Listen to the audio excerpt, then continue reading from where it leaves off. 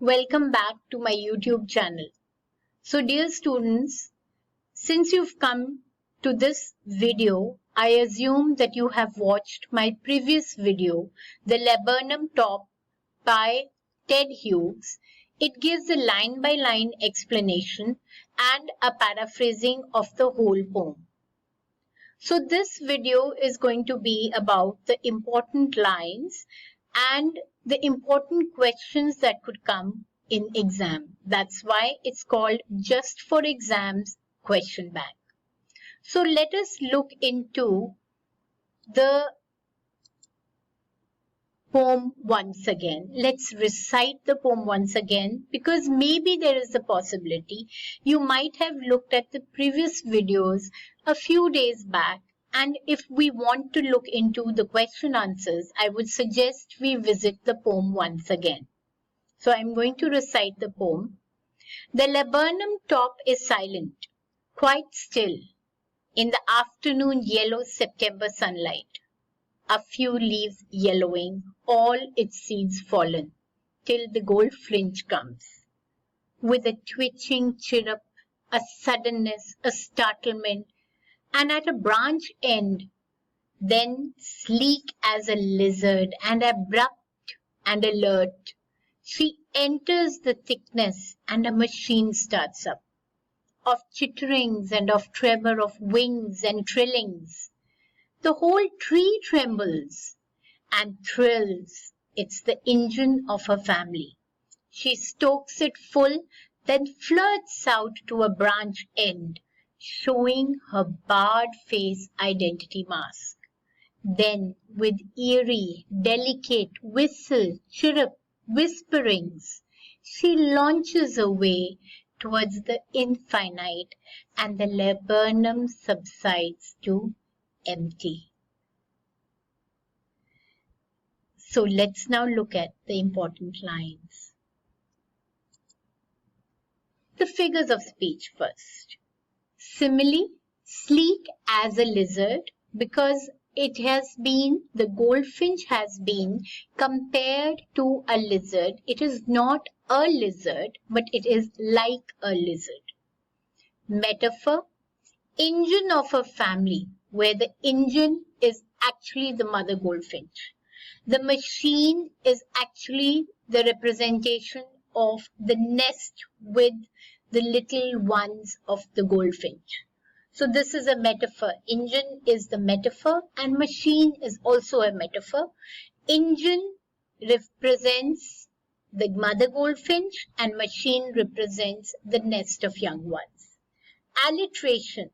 As we know, alliteration means when the first starting consonant sounds are similar, or the end of the consonant sounds are similar, or the central vowel sound is similar.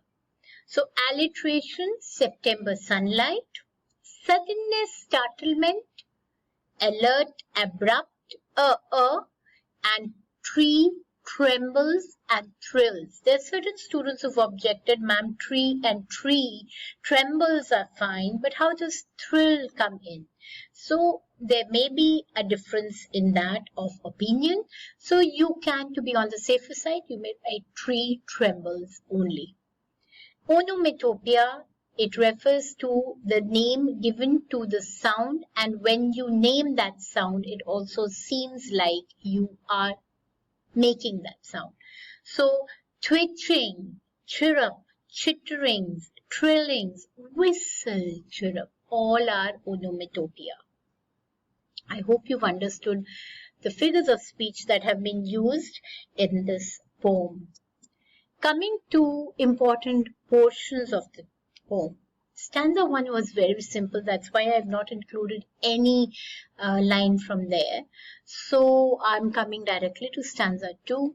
Then sleek as a lizard and alert and abrupt. Why alert and abrupt? Here it's the use of a simile. The goldfinch is as sleek as a lizard and as alert and abrupt as a lizard. So why is she alert and abrupt? Because as I told you, she's bothered about her children, the young ones who are hidden in the nest, in the in the laburnum top.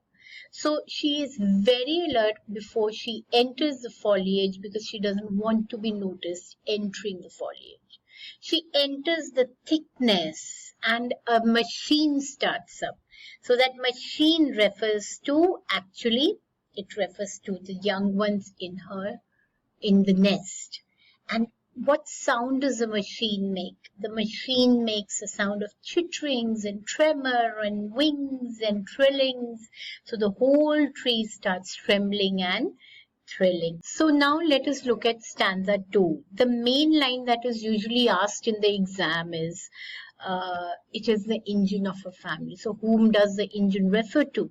The engine actually refers to the goldfinch, because just like an engine, when it is active, then only does the machine start up. So when the engine starts up, the machine starts up, and the goldfinch is the one which starts up the activity of the engine, which is actually the new born little ones of a family. She stokes it full and then flirts out to a branch end, showing her barred face identity mask. By feeding her young ones, she's added fuel to the machine. And as a result, the chicks now have the energy to be active and make noise. After feeding her chicks, the goldfinch flies and up and rests on the end of a branch of a tree. Her identity is concealed behind the yellow flowers, the yellow leaves, and the twigs and the branches. It's like as if she's behind a bar, and that bar helps to conceal her so that nobody notices that she is there. The last stanza, then with eerie, delicate whistle chirrup, as we had already intimated that these are all, chirrup is onomatopoeia, and she launches away to the infinite. That means that she's going to fly off to the infinite. Why does she do that? Again, she has to fend for her family and find food. And then the laburnum top subsides to empty. Now, let us look at a few of the questions here. The questions: she launches away towards the infinite. Explain the given line. It means that the goldfinch is ready to launch itself, fly off to the infinite so that she can find food for her young ones.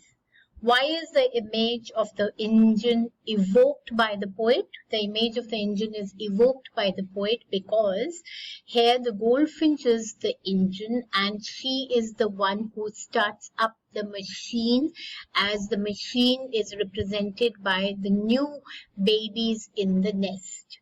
So he has deliberately, the question is, why has he done that? Because he wants to bring out the fact that it is life, that is what the goldfinch brings to the laburnum tree, who actually is usually silent when she is not around. Describe the laburnum tree. Well, the laburnum tree, you can say, is the brightest tree with yellow flowers. At that time, it is September season and it is autumn. The tree is shedding its yellow flowers, the seeds, and even the leaves. And it remains usually silent, but when the goldfinch comes and visits its family, it becomes alive, and the whole machine starts up of her family. And when the goldfinch leaves, again it becomes very quiet. It seems as if the laburnum tree is responsible for taking care of the young ones when the goldfinch is away. So that's a different perspective. You won't find it in any of the refresher courses, but that's what literature has to help you to do, to find meaning. What happened when the goldfinch came to the laburnum tree? When the goldfinch came to the laburnum tree, she acted like the engine and she was able to bring life, add life into the tree, as the nest and the young ones had become very, very active. How is the tree transformed during the bird's visit? Write the line that shows this transformation. See, during the bird's visit, it becomes active. A machine starts up, and therefore there is a machine of twitterings and chirrups and wings, fluttering of wings. And when she goes back, then it becomes totally silent. So the line that shows this transformation is a machine starts up. So explain the line and the laburnum subsides when empty. It means that when the laburnum tree is when the goldfinch leaves the laburnum tree is again as silent as it was before the goldfinch had ever visited it. So I hope children you understood this poem, and do please subscribe to the channel and like it and leave your views at the comments, because that would help me to prepare better lesson plans for all of you. I hope all of this is helping you a lot. Thank you.